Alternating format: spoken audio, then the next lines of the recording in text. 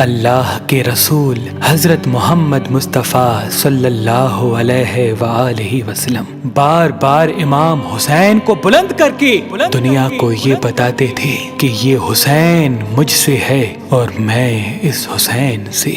اے لوگو، اگر اس حسین پہ کوئی مشکل وقت آ جائے اور یہ تم سے مدد طلب کرے تو اس کا ساتھ دینا، کیونکہ یہ جنت کے جوانوں کا سردار ہے، میرا خون ہے، میری اولاد ہے۔ لیکن افسوس، ابھی رسول اللہ کی رحلت کو تھوڑا وقت ہی گزرا تھا کہ کربلا کے میدان میں ایک طرف 9 لاکھ کا مجمع تھا تو دوسری طرف وہ حسین جس کو اللہ کے رسول اپنے کندھوں پہ سوار کرتے تھے۔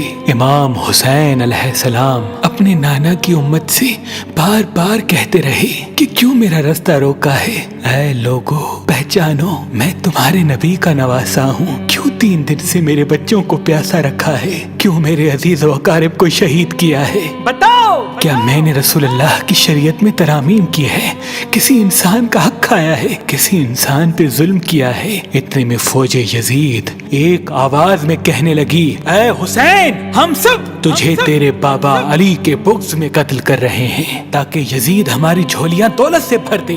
امام حسین نے فرمایا، اے لوگو، آج جس اسلام کا علم تمہارے ہاتھوں میں بلند ہے، یہ علم میرے بابا علی نے بلند کیا، مت بھولنا۔ خیبر و خندق میں اگر علی نہ ہوتے تو اسلام کی فتح ناممکن تھی۔ وہ علی جس نے پوری زندگی اسلام کی تبلیغ کی، حق کو بلند کیا، رسول اللہ کی حفاظت کی، آج اس علی کو یہ اجر دے رہے ہو۔ اے لوگو، بتاؤ، اللہ کے رسول نے بار بار میرے بابا علی کا ہاتھ بلند کر کے فرمایا تھا کہ جہاں حق ہوگا وہاں علی ہوگا، جہاں علی ہوگا وہاں حق ہوگا، اور آج اس علی اور اولاد رسول کو یہ اجر دے رہے ہو۔ اتنے میں یزید کی فوج کے سپہ سالاروں نے دیکھا کہ کہیں فوج میں بغاوت نہ ہو جائے۔ اے شمر، کیا دیکھ رہے ہو؟ حملہ کرو۔ بس لاکھوں کی فوج نے جب رسول اللہ کے نواسے پہ حملہ کیا، امام حسین علیہ السلام نے اللہ کا نام لیا اور ذوالفقار کو نیام سے نکالا۔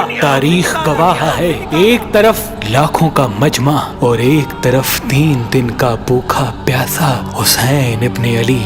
زمین پہ اس طرح کی جنگ پہلے کبھی نہیں دیکھی تھی کہ ایک تنہا انسان لاکھوں کے مجمع کو اس طرح سے فنار کر رہا ہے کہ فوج اشکیا واپس پلٹ کے بھاگنے لگی۔ امام حسین فوج یزید سے مخاطب ہو کے فرماتے ہیں، آؤ، 3 دن کے بھوکے کی جنگ دیکھو، 3 دن کے پیاسے کی جنگ دیکھو، رسول کے اس نواسے کی جنگ دیکھو، اس کی جنگ دیکھو جس کا جوان بھائی مارا گیا، جس کے جوان بیٹے کو نظروں کے سامنے قتل کیا گیا، جس نے اپنے ہی ہاتھوں سے اپنے بچے کی قبر بنائی۔ امام حسین شیر کی طرح فوج یزید سے لڑ رہے ہیں۔ اتنے میں آواز غیب آتی ہے، حسین، تیرا اللہ تجھ سے راضی ہوا۔ بس اس صدا کا سننا تھا، امام حسین علیہ السلام نے اپنی ذوالفقار کو تھام لیا۔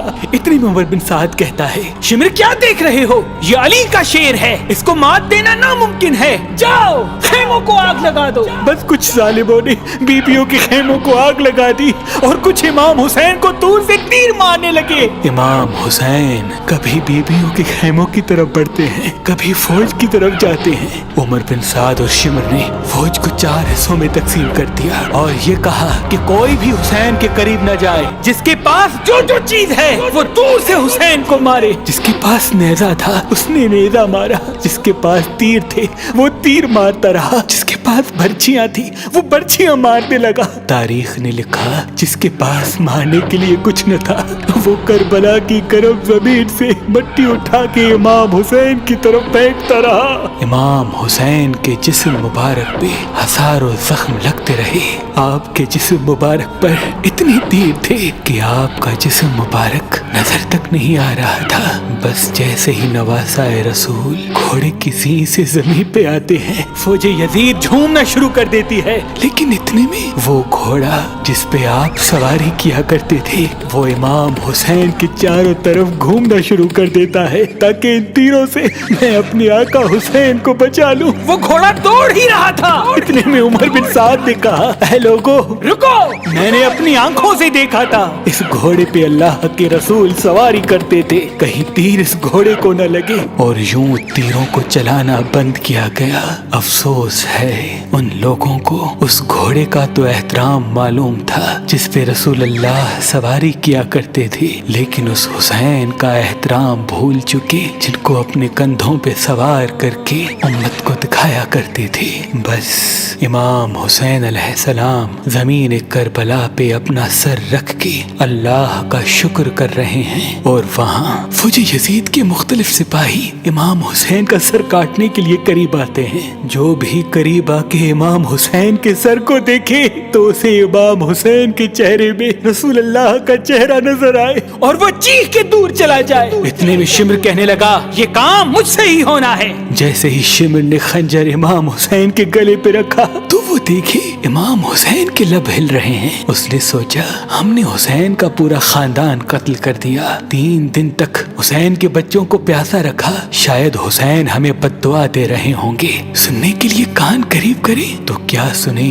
इमाम हुसैन अलैहिस्सलाम अल्लाह की दरबार में अल्लाह की नेमतों का शुक्र कर रहे हैं कि ऐ अल्लाह तेरा शुक्र है कि इस अजीम इम्तिहान के लिए तूने इस हुसैन को चुना। इतने में इमाम हुसैन ने आंखें खोली और शिमर से कहा, ऐ शिमर, क्या तू नहीं जानता मैं रसूल अल्लाह का नवासा हूँ, जन्नत का सरदार हूँ, हक पे हूँ, बेजुर्म हूँ। शिमर ने कहा, हाँ मुझे मालूम है। फिर आपने फरमाया, तो क्यों कत्ल कर रहे हो? शिमर ने कहा, ताकि यजीद मेरी झोली दुनियावी दौलत से भर दे। बस ये कहते कहते शिमर इमाम हुसैन का गला काटता रहा और फौजी यजीद मुसलसल झूमती रही। इमाम हुसैन के सर कलम होने के बाद सादात को लूटा गया। इमाम हुसैन के सर मुबारक को नोके सिना पे बुलंद कर दिया। बीबी सकीना को तमाचे मारने लगे। रसूल अल्लाह की नवासियों के सरों से चादर को लूट लिया और इमाम हुसैन के जिस्म मुबारक की तौहीन करने लगे। तारीख ने लिखा, इमाम हुसैन के जिस्म पर जो जो चीजें थी उनको लूटने लगे। इतने में एक शख्स इमाम हुसैन के जिस्म के करीब आया। इमाम हुसैन के हाथ में एक अंगूठी पहनी थी, उतारने की कोशिश की, ना उतरी। वो उंगली काट के अंगूठी ले गया। आपके जिस्म मुबारक को रस्सियों से बांध के करबला की गर्म जमीन पे इधर से उधर फिराया गया।